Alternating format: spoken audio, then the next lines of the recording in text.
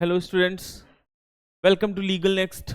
आज के इस वीडियो में हम लोग उत्तर प्रदेश जुडिशरी एग्जाम यानी यूपी पीसीएसजे के बारे में डिस्कस करेंगे। यूपी पीसीएसजे 2025-26 में अगर आपको टारगेट करना है तो क्या स्ट्रैटेजी होनी चाहिए, क्या गलतियां बच्चे करते हैं। नॉर्मली ज़्यादातर बच्चों को मैंने ऐसी गलतियां करते देखे हैं और वो ऐसी मिस्टेक्स होती हैं जो उनका पूरा पूरा कैरियर डिसाइड कर देती हैं। इस पर एक सेपरेट वीडियो बना हुआ है, लिंक डिस्क्रिप्शन में है, आप उसको ज़रूर देखिएगा। इस पर्टिकुलर वीडियो में मैं केवल दो बातों पे बात करूंगा, सिलेबस क्या है, मार्किंग स्कीम क्या है और आपको तैयारी करते समय किन बातों का ध्यान रखना है और किन बातों को अवॉइड करना है। ये जो आप पीछे बैकग्राउंड देख रहे हैं हमारी वेबसाइट है जिसपे हम लोगों ने सारे एग्जाम्स को कवर करा हुआ है, अलग अलग एग्जाम्स को मेंशन किया है कि किसका सिलेबस क्या है, कैसे क्या चीज़ करते हैं। इसमें मैं कुछ चीज़ें आपको दिखाना चाहता हूँ, जरा ध्यान से समझिएगा। आप अगर देखेंगे तो आईएएस नेक्स्ट और लीगल नेक्स्ट एक पार्ट है दोनों। हमारा जो लीगल नेक्स्ट विंग है जो लॉ और जुडिशरी से डील करता है उसे हम लीगल नेक्स्ट करते हैं। यहाँ पे एक आप लोग ध्यान से देखिए मॉक इंटरव्यू लगा हुआ है, ये ड्रॉप डाउन मेन्यू है। इसमें जब आप तीसरे पे जाएंगे तो आपको ये मिलता है इंटरव्यू ट्रांसक्रिप्ट्स और इंटरव्यू मटेरियल फॉर पीसीएसजे।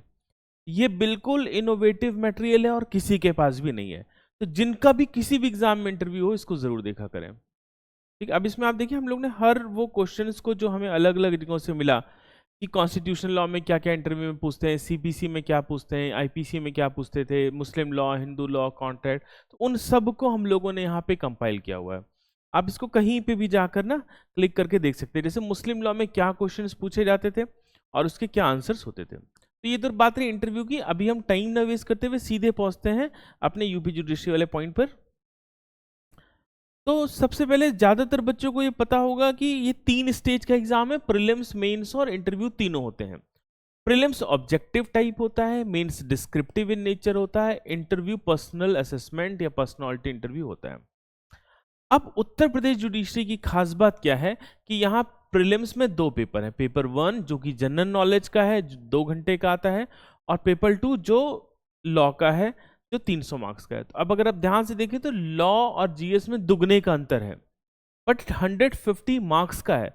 मैंने ज्यादातर पाया है कि ये जीएस जो है ये प्रीलिम्स में प्लेइंग रोल प्ले करता है।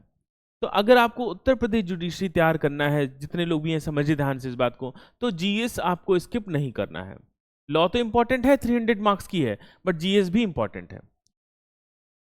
और अगर हम 3 एग्जाम को उत्तर प्रदेश के रिस्पेक्ट में कंपेयर करते हैं, यूपी पीसीएस जे को करते हैं और उत्तर प्रदेश पीसीएस को करते हैं, तो मैं बताता हूं कि प्रीलिम्स के लिहाज से देखा जाए तो यूपी पीसीएस जे जीएस का पेपर ज्यादा टफ होता है, क्योंकि इनका सर पैर नहीं है। 2015 में पेपर देखकर ऐसा लग रहा था कि पूरा पूरा एंशिएंट इंडिया ही पूछ डाला है, अब एंशिएंट हिस्ट्री के बिना कोई काम ही नहीं होगा।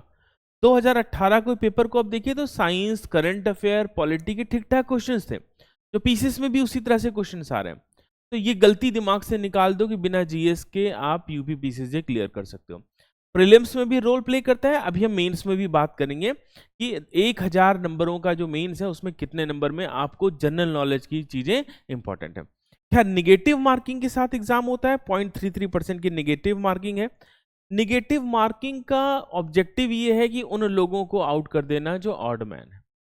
अब मेंस की बात करते हैं तो मेंस में देखिए टोटल नंबर 6 पेपर हैं आपके पास में, 1 2 3 4 5 6। जो मेंस का पहला पेपर है वो जनरल नॉलेज का है, 200 मार्क्स का पेपर है, ये 3 घंटे का है और 200 नंबर का है। देखिए तो 200 नंबर तो कौन डिसाइड कर रहा है, जीएस डिसाइड कर रहा है। इंग्लिश लैंग्वेज भी 100 नंबर की है और हिंदी भी 100 नंबर की होगी, तो ये टोटल हो गए 400। तो हम ऐसे बताते हैं कि 1000 में से 600 नंबर तो लॉ के हैं, लेकिन 400 नंबर नॉन लॉ के हैं।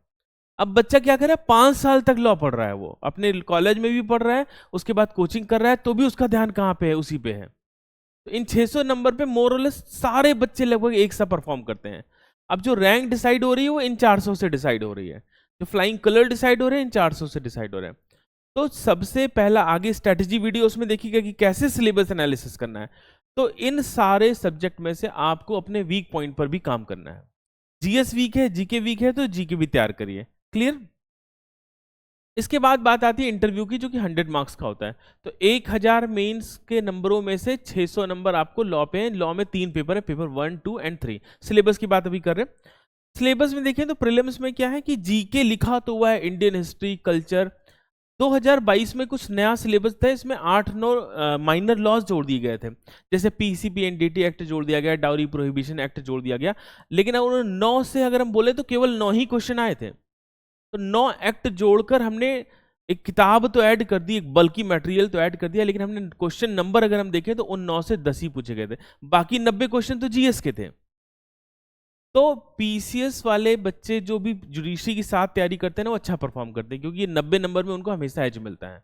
और पेपर नंबर 2 लॉ का है। अब आप ध्यान दें, जुडिशरी का एक ऐसा एग्जाम है ना जिसको आप प्रीलिम्स की तैयारी भी कर सकते हो, प्रीलिम्स और मेन साथ में कर सकते हैं। तो प्रीलिम्स में 9 पेपर हैं जो आपको देने हैं, जिसमें से फिर ध्यान दें, jurisprudence, Indian constitution, TPA, contract, IPC, CrPC, CPC, ज्यादातर जगहों पे अब दोनों पूछा जा रहा है, आईपीसी बीएनएस पूछी जा रही है, सीआरपीसी बीएनएसएस पूछी जा रही है। तो जो नया यहाँ पे नोटिफिकेशन आएगा पॉसिबली उसमें भी दोनों पूछा जाएगा। अब यहाँ पे लास्ट में लिखा है इंटरनेशनल ऑर्गेनाइजेशन। अगेन अगर आप ध्यान से देखें तो ये लॉ नहीं लिखा हुआ है, ऑर्गेनाइजेशन लिखा हुआ है, जो कहाँ से पूछा जाता है, करंट अफेयर से पूछा जाता है।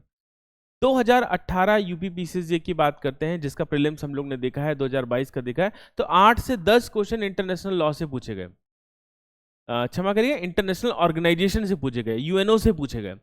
ये सब बच्चे स्किप करते हैं, इसे तो छोटा हम बाद में तैयार कर लेंगे, या नॉर्मली वो इंटरनेशनल लॉ के बेसिक्स पढ़कर निकल लेते हैं, यही सब नंबर कटते हैं। यकीन मानिए ज्यादातर लोग इन सारे चीजों के क्वेश्चन सही करते हैं। क्लियर? तो आपको क्या करना है सिलेक्शन के लिए, हर जगह पे अपना फोकस मेंटेन करके रखना है, यानी हर स्टोन को टच करना है। अब मेंस में पहला पेपर जीके का हो गया, जो कि एक पर्टिकुलर टाइप से आता है, जिसमें 5-6 मेंस के क्वेश्चन है, कुछ एब्रीविएशंस पूछे जाते हैं, प्लेसेस इन न्यूज़ पूछी जाती है, कुछ लॉ का सेगमेंट पूछा जाता है। बट यहाँ पे ध्यान दें, अगर कॉन्स्टिट्यूशनल लॉ से ड्राइव होता है वो पॉलिटी को पूछा जाता है। तो पॉलिटी या कॉन्स्टिट्यूशनल लॉ का क्या है कि जीएस में भी कॉन्स्टिट्यूशनल लॉ के नाम पे पॉलिटी आ सकती है, कॉन्स्टिट्यूशनल लॉ आता ही आता है, लॉ में भी इंटरनेशनल कॉन्स्टिट्यूशनल लॉ है वो आ ही रहा है, और मेंस में भी जीएस में भी कॉन्स्टिट्यूशनल लॉ है, या समझे कि पॉलिटी है, और पेपर नंबर 3 में तो है ही है, क्षमा करिएगा, पेपर नंबर 1 में है, पेपर नंबर 4 में है। तो पेपर 4, 5, 6 जो कि तीनों लॉ के हैं, और इसमें जो सबसे कम ध्यान रहता है बच्चों का वो पेपर नंबर 6 पर रहता है, या लॉ के पेपर नंबर 3 में, जिसमें local law, revenue law, UP के लोकल लॉ, यूपी के रिफॉर्म एक्ट, म्यूनिसिपल एक्ट, पंचायती राज एक्ट, ये सब लोग प्लान करते हैं कि ना जब प्रीलिम्स क्वालिफाई कर लेंगे तब पढ़ेंगे। और यूपी जुडिशरी खास बात क्या कर रहा है कि वो प्रीलिम्स क्वालिफाई करने के बाद आपको बहुत समय दे ही नहीं रहा है, तो बच्चे एक एक बार पढ़ लिए, एक एक दो आंसर लिख लिए, तो उनकी स्ट्रेटजी गड़बड़ हो गई। तो जिसको ज्यादा नंबर लाने हैं उसको वहां काम करना है जहां दुनिया काम नहीं कर रही है। ठीक है?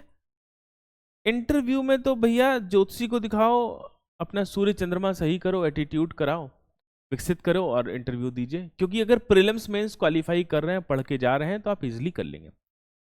मैं लास्ट में फिर ऐड करता हूँ, एक वीडियो मेरा नेक्स्ट है, जिसमें हमने उन मिस्टेक्स को डिस्कस किया है जो हम लोग ने कई सालों में सीखी है, कि जो शायद हम लोग भी करी, हमारे सारे स्टूडेंट्स भी वो कर रहे हैं।